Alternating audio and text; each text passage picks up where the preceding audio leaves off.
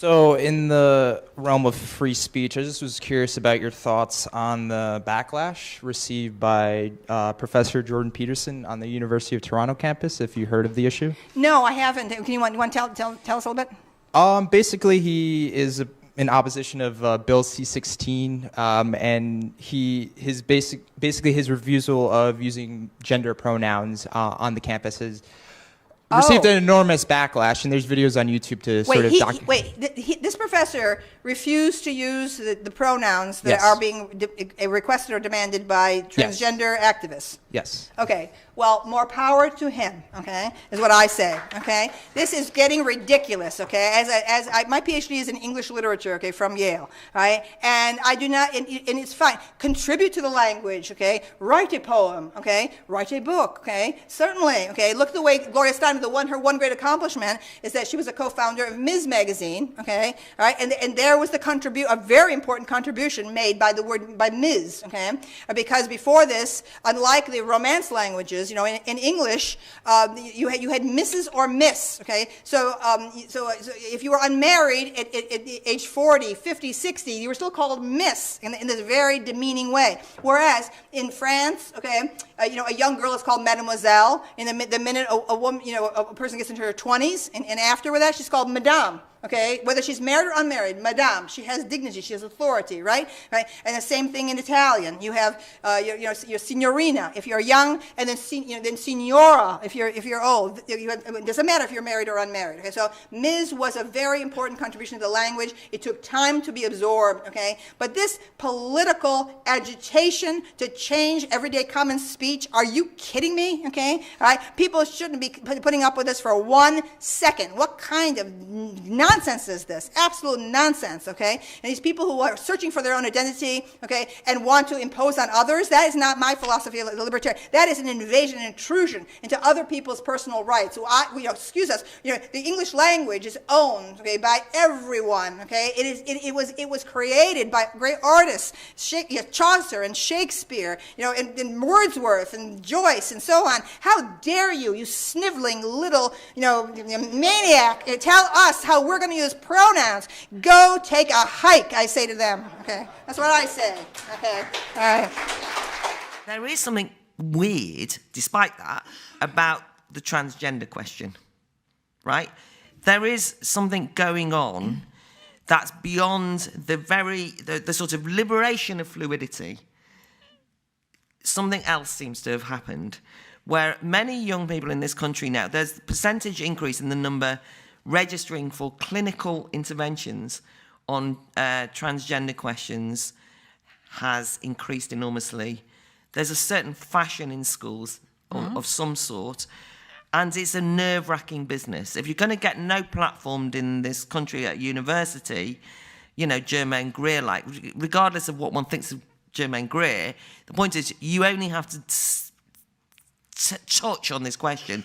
Ian McEwan, who is completely right on liberal, a novelist, dared to say the slightly wrong thing, and suddenly he kind of has to apologise and is kind of ridiculed and shamed. So I don't want to get you to say anything you don't believe, but I'm interested in it because I want to be for liberation. I'm not going to stop anyone dressing how they will, but there's something weird about lots of young women wanting to be young men and lots of young men wanting to be women. I don't feel as though it's a great step forward myself.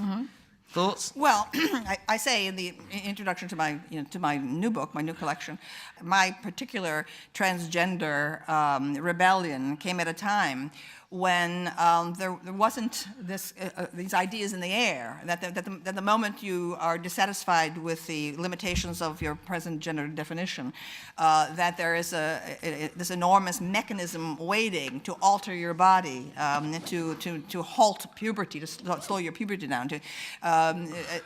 People, all very well-meaning and very sympathetic, are there to provide surgical intervention and potential, permanent changes in your body with which there's no going back. Okay, for me, a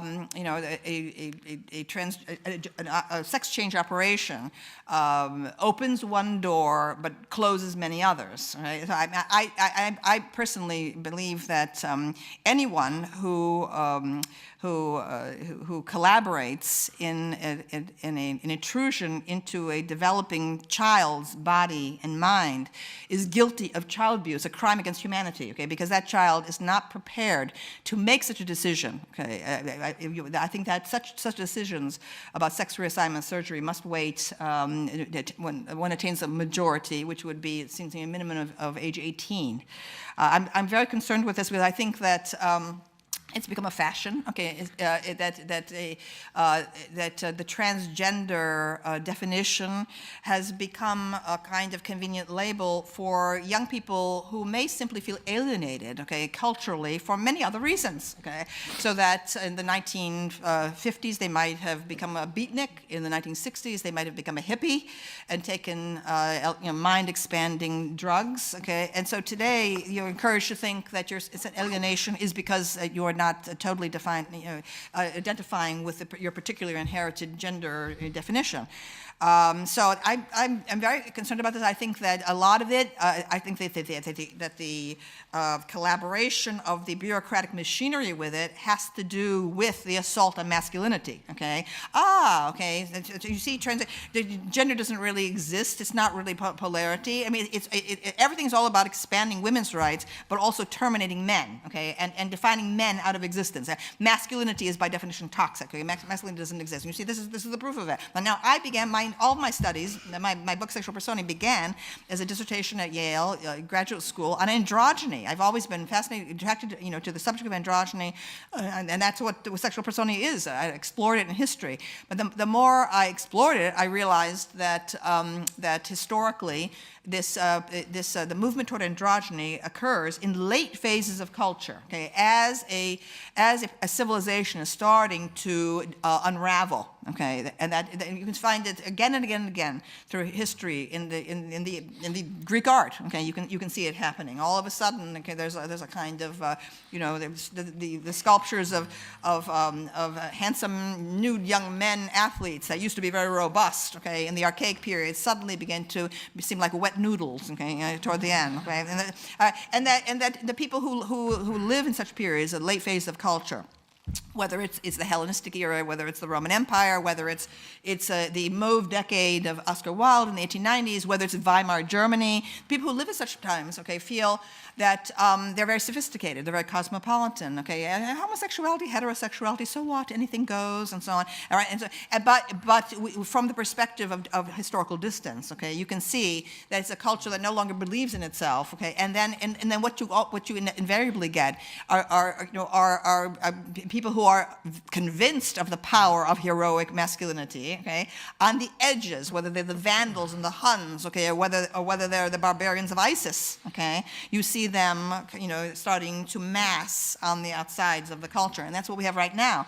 That there is a tremendous and rather terrifying disconnect between the infatuation with the transgender movement in our own culture and what's going on out there, okay, all right? And so I mean, that's why I'm concerned. I feel it's ominous, okay?